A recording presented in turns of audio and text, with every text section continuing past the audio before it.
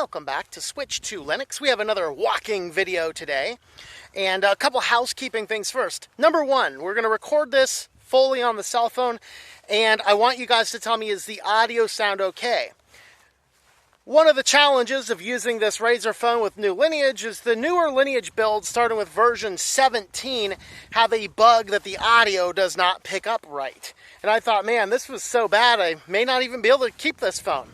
Well, it just turns out it's an error in the configuration files. Why Lineage hasn't fixed it, I have no earthly idea. But they haven't. That being said, however, I was actually able to go in because I'm using Lineage. I can go in, access the root files, manually configure the system files, and hopefully we have fixed the audio, so let me know how it sounds so that hopefully I can actually use this phone, not just here, but for the second point, my travel channel, where I do use the cell phone a lot. If you guys are interested in seeing the various places I travel to in my converted van back there, have a look over at my channel on Tux Traveler. That will be linked in the video description below. That being said, what I want to talk about today is one of the powers of using Linux for getting around some of the culture war aspects.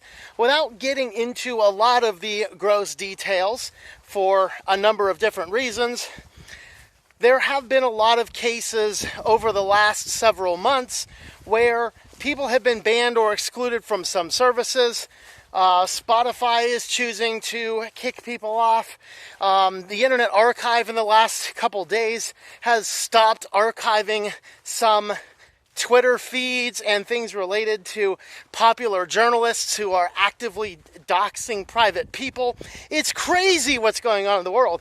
And the cool thing is, all these things I just mentioned, Linux can help you solve. So if you find yourself on the censorship side of things, the power of Linux is it provides a whole lot better privacy to get around a lot of these blocks. I mean, Windows 11 now requires you to have an online Microsoft account to do anything over there. That is crazy. That means that everything that computer does can be tied back to an individual verified user. That is a problem. We don't need that type of stuff going on. Not that you're doing illegal things.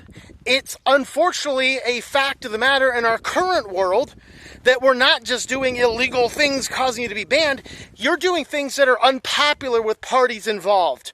That is the same exact type of crazy stuff that has happened in years past that has led to crazy revolutions and fascist dictators taking over. And that's not hyperbole. That's just what happens.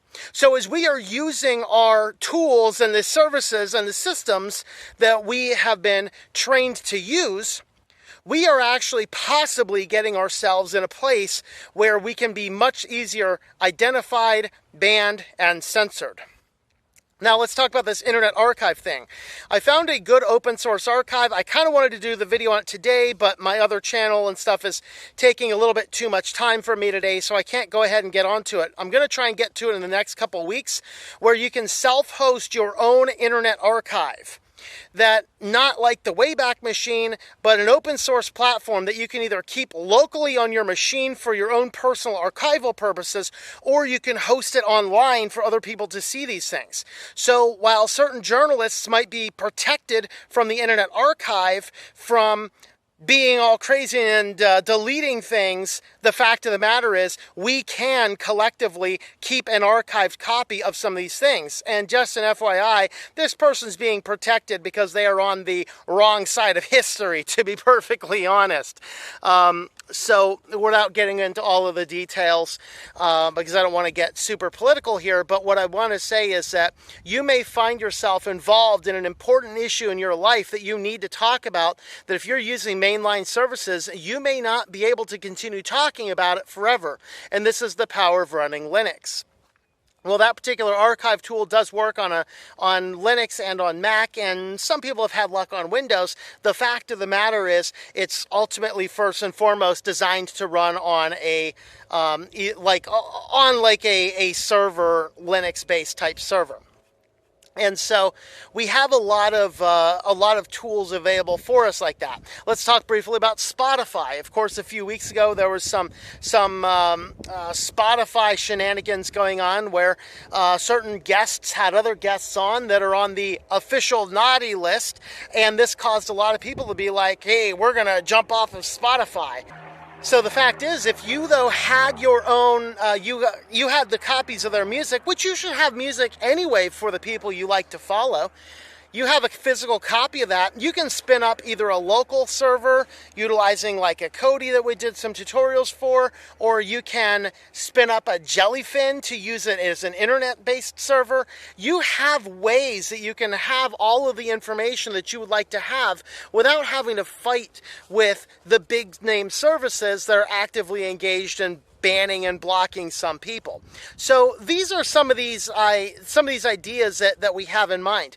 The fact of the matter is, Linux allows you to get around a lot of these types of things. It allows you to use it in a form of protest type situation. If you look at, for example, the Hated Ones channels, he's been doing a lot of things about being private and maintaining your privacy and anonymity in a protest circumstance. Well, if you're planning and prepping for protesting utilizing a Windows system that is tracking everything you do, you're using Google and tracking everything that you do, you can be de-anonymized for that. You're using a Linux-based system, which with a Tor-based system or something like that, you're going to have a better chance of doing what you need to do without risking all of the wrath of the technocrats coming down upon you. And this is a great thing about utilizing Linux in the field of activism. No matter if you think you're on the positive side or on the negative side, the fact of the matter is politics change in different communities, and whatever you're doing right now may be made illegal in the future. This is what Edward Snowden talked about when he talked about turnkey democracy. All right, what you're doing may be perfectly fine right now, but what you're doing might not be perfectly fine in the next presidency. And understand this, how many people right now are being canceled for tweets that they did when they were 14 years old a decade ago? There's a lot more of them than you may think. And that's the frightening thing, to realize that we are in a world right now where the technology can be used against us. And if we cannot archive what people said, they have a way of changing history.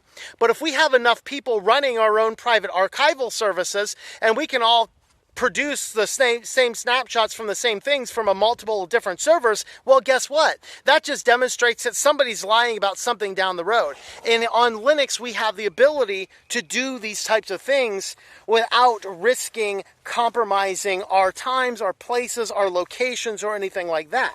So the fact of the matter is, Linux is more than just a fun operating system. If you're involved in any form of activism, you want to use Linux and privacy-based systems because you want to be able to hide what you're doing.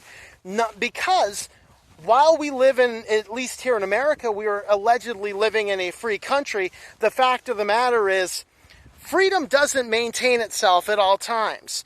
Okay, the fact of the matter is, what we're doing right now could be considered illegal down the road, not because it's horrible or immoral or problematic, but simply because powers that be that get in positions of power want to silence everybody who had any form of opposition to anything that they're doing. That is a problematic thing.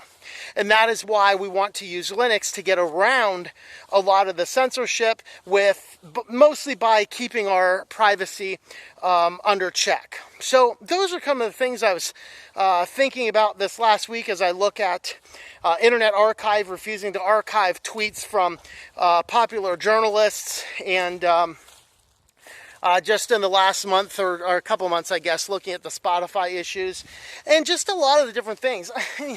Microsoft now forcing you to use an online account to log into your local machine at home. That's insane. That's the type of stuff that should drive everybody away from the Windows system. But anyway, let me know what your thoughts on all this are in the comments down below. Again, my travel channel will be linked down below. That is called Tux Traveler. I just go around the different country and see the different places and talk about hashtag van life. And with all that, though, we'll go ahead and leave this one here. Thanks for watching, and I hope that you enjoy switching to Linux. Thank you for watching this video from Switched to Linux. This channel would not be possible without the backing of the program supporters scrolling on the screen now. You can be a supporter at Patreon at patreon.com/TOMM or at thinklifemedia.com. I also want to thank the open source community who creates such excellent software that makes producing this show possible. Please remember to support your software communities. Thank you, and I hope that you enjoy switching to Linux.